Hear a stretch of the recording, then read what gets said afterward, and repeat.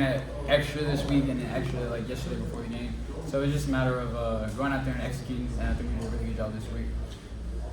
Some of those catches, I mean, you're the smallest guy in the whole group, and you're taking big hits. I mean, was that as hard as you got hit on catches that you've made in a long time? I mean, no, I get hit hard every single week. So I mean, it's like, to me, it's like nothing new. But I mean, yeah, they're a really physical team. So I took some pretty good shots out there. But I mean, I'm kind of used to it at this stage, you know, in my life in college football. So I mean, yeah, they were really physical though. They put some good shots out there. Brennan, I know in a game like that, sometimes the whole flow that can kind of go like a blur. It's like really fast. Did you know you were getting the ball as much as you were? Yeah, I kind of felt it because I mean, I wasn't doing kickoff returns. I was just letting J Nix take it because, I mean, the game plan was like a lot of motions and stuff like that, just like putting the ball in my hand. So, I mean, I knew that, so it was just kind of like just want to be as prepared as possible. What was working so well in the second half? Maybe you guys moved it some, but there's still a little bit of rhythm. You're trying to find the rhythm through the first half. What changed in the second half? I think the running game. I mean, I think us, being able to pass the ball in the first half kind of opened up the box so that way Ollie could get some runs, and then after he gets some runs, then it's like because the start of the game, of course, you're gonna stop the Heisman contender. You want to try and put 9 in the box, so it's like. You have to make strides in the passing games. So I think that's what we did this week as far as like being able to pitch and catch, RPOs, throw the ball, and then run after catch, not just catching it, but making something happen after the catch. So that way it opens up Ollie, and then now when you're both hitting off cylinders, then it's kind of like give or take, choose which one you want to do. Do you guys now talk amongst players as to what next Saturday could mean for you? No. I mean, I think we all kind of, it's like kind of unsaid thing. I think if you put too much emphasis on it, then like, people play tight. But I mean, take 24 hours, let this game digest. But as soon as that 24 hours is up, it's on to BYU, and then just go out there, play free. Glad to be back at home. So it's just one of those games where you of course the significance, but you want to just go out there and just play the football that we've been playing. Nothing more. As you were leaving the field, you were throwing headbands, throwing wristbands. I mean, these people love you. Like at Bedlam, you were getting floated off the field. I mean, what is the plan for this team and this year specifically meant for you? It means a lot. Just the way the season started, and then how it went in the middle versus like last week and now. It's just kind of like I think this team specifically is one of the most like resilient teams like ever.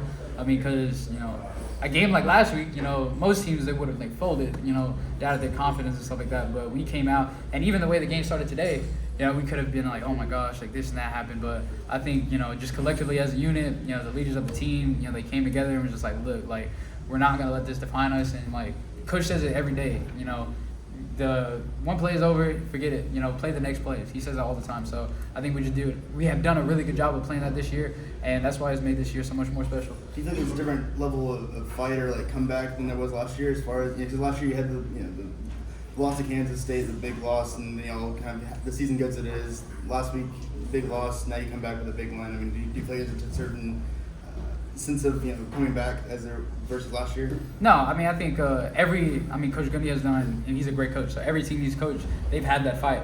But I think this year we've done a better job of just not dwelling on the mistakes.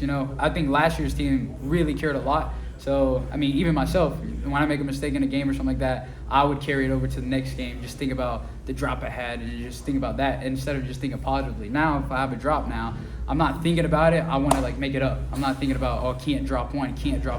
I'm thinking let me catch the next one. So I mean I think this team just does a really good job of like making mistakes but forgetting those. Did you know how close you were to the single game record for receptions? Not really. I mean I was. The game is still intact, so I wasn't necessarily thinking about it. I knew I was getting the ball a lot. I mean they were in my arms and stuff, so like I knew I was getting a lot. How much I didn't really know. Do you know who Alex Lloyd is? I guess he's the dude who has the record. In 1949, he had 16. The game was like really close. So, all the stats and cool. It's once you hear it after the game, you're like, oh gosh, I wish I would have had another catch, this and this and that. But that's all for like the stats and all that stuff. I'm just really happy that we came out here, we were resilient, we got the win and stuff. So that's all. That's all that I care about right now. And you had 12 of those catches for first downs.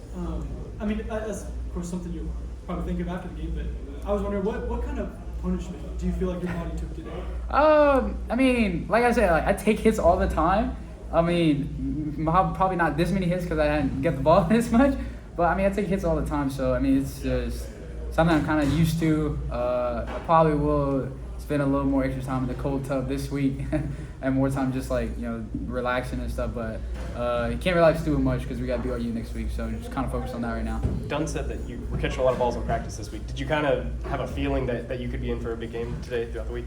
I mean, when you look at just the call sheet and the plays that we had in, it was a lot of just motioning and getting into my hands. So I mean, we're on the road and stuff, so I'm if he trusts me enough to put me in those positions to make those catches and do these plays, then that's the utmost respect to me that I have to go out there. I mean, the plays are not going to make itself. He says it all the time. The players make the plays. So I mean, when they call my number, then it's just even more for me to be hey, they trust you to make this play, so you got to go out there and do it. That motion where you start in the slot and you start running to the sideline that you're already on, kind of get a head start. That's been popularized this year. How fun is that? It's very fun in games. Not so much fun in practice when you have to run out a bunch.